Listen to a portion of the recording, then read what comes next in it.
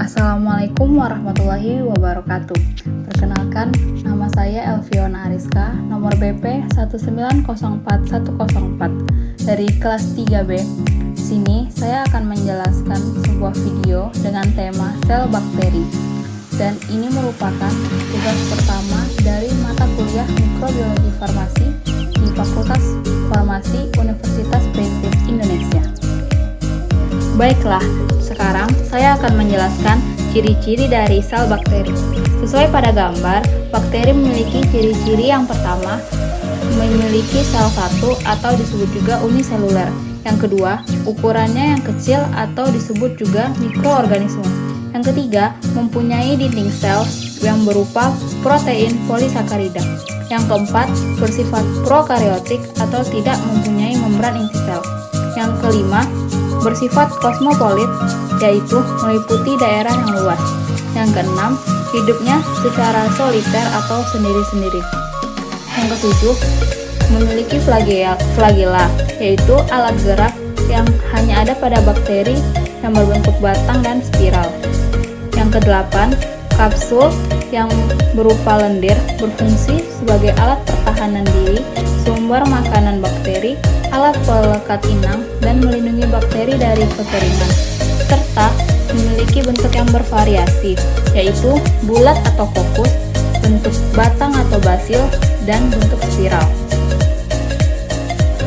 Selanjutnya, ciri-ciri dari bakteri yaitu memiliki dinding sel yang berguna untuk mempertahankan bentuk sel bakteri dan mempertahankan sel agar tidak pecah, serta untuk perlindungan fisik.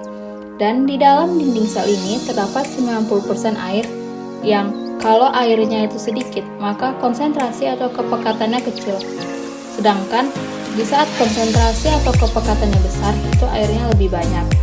Kemudian, dinding sel bakteri itu kaku karena ada senyawa peptidoglikan yang merupakan gabungan antara protein dan juga polisakarida. Jadi, berdasarkan perbedaan ketebalan lapisan peptidoglikan pada dinding sel, bakteri dibedakan menjadi bakteri gram positif dan juga bakteri gram negatif. Nah, pada bakteri gram positif ini ada dua perbedaannya dengan bakteri gram negatif. Perbedaan pertama yaitu lapisan peptidoglikannya tebal pada bakteri gram positif, sedangkan pada bakteri gram negatif lapisan peptidoglikannya tipis.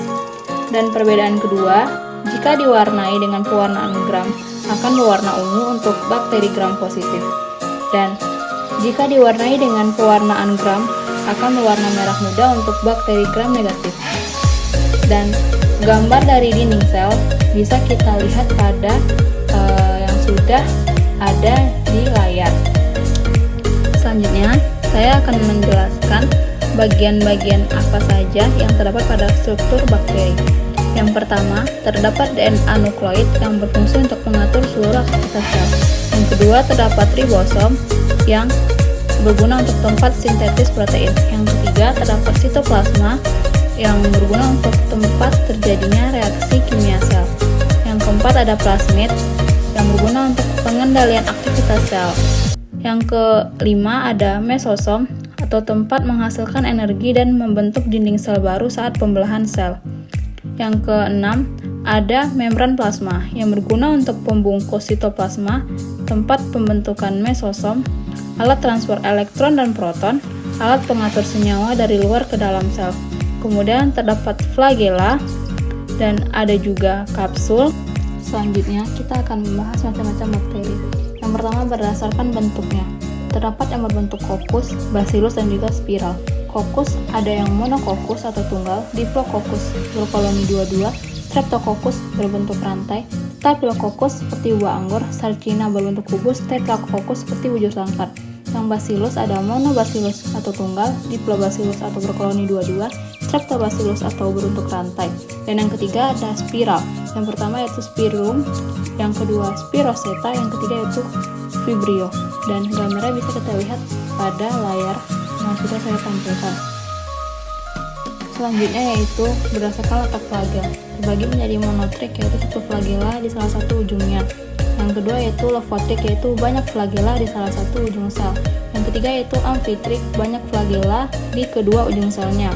Yang keempat yaitu pentrik, banyak flagela di seluruh permukaan sel. Dan yang kelima yaitu atrik, tidak memiliki flagel. Selanjutnya, berdasarkan kebutuhan O2, bakteri terbagi menjadi yang aerob dan juga anaerob. Bakteri aerob itu merupakan bakteri yang membutuhkan O2, sedangkan yang anaerob, bakteri yang tidak membutuhkan O2.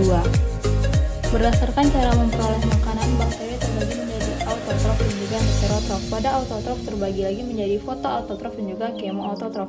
Sedangkan pada heterotrof terbagi menjadi saprofit dan juga parasit. Baiklah, demikianlah yang dapat saya jelaskan. Mohon maaf apabila ada salah dan kekurangan. Saya akhiri. Wassalamualaikum warahmatullahi wabarakatuh.